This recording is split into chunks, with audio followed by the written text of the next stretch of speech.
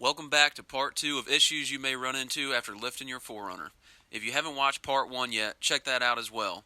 They don't have to be watched in any particular order, but there's definitely some good information in that video as well.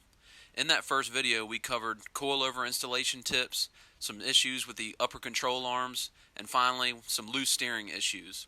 In this video, we have a few more topics that I really hope will help you enjoy your lifted 4runner right off the bat without having to spend too much time chasing down issues as I have. Let's get right into it. So first up is driveline vibration.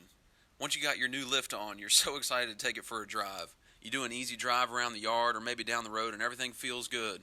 After you've retorqued everything, the truck is aligned, you take it on up to 55 plus mile an hour.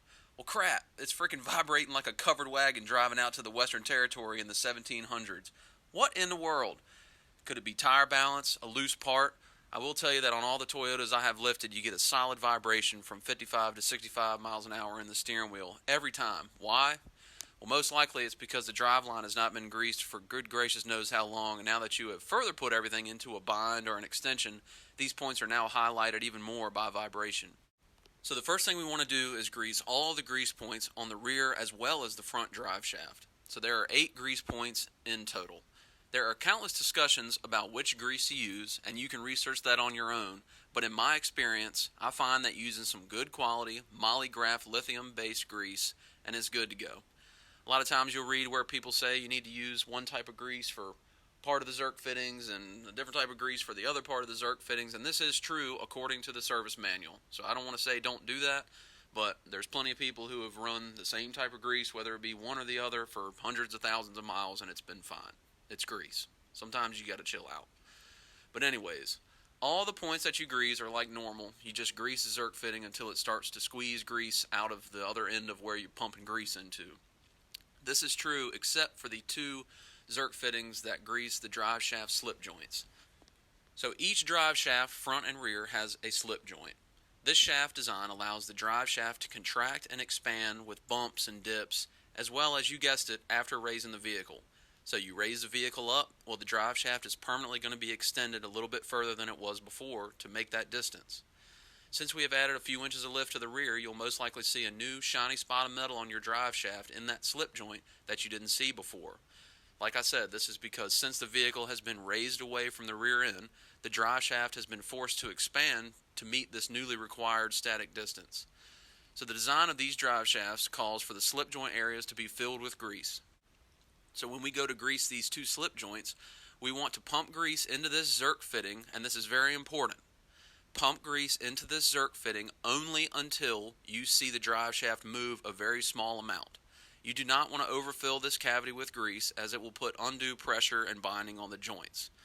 If you do feel you have over-greased it, don't worry, it's not the end of the world. You can just have somebody jump up and down on the back of the vehicle while you press down on the Zerk fitting to release some of that pressure of the grease. So after you grease these points, you should notice a big improvement in the vibration, but don't expect it to all go away all at once, completely and immediately. I find that once you grease everything, you're going to have to put some miles on the vehicle and allow kind of the grease to spread out and level itself out everywhere. Remember, drive shafts are very susceptible to imbalance, and they will show as a vibration. So we've pumped a lot of grease in. It might not be perfectly even on one side or the other, so just give it a little bit of time. But I do find that once you grease all these points, give it some mileage, you will notice a very big improvement. Alright, so basically what I'm trying to explain to you is when you go to pump grease into this Zerk fitting, that's going to be filling this cavity with grease. And once you've lifted the vehicle, you see where you got this new shiny metal spot here. Your drive shaft was sitting further down here before it was lifted. But now that everything is raised up, this is spread out some. When you go over bumps and things like that, this expands and contracts. Well, being that it's open some more than it was before, you got an empty space where grease can go. So we want to fill that up with grease, and we know we have enough grease in there.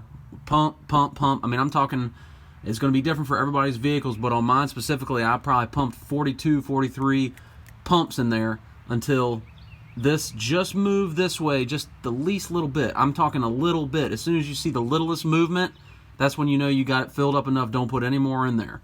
So pump grease in until you see this outer shell move this way. I'm talking the littlest bit of movement. As soon as you see that, you're good.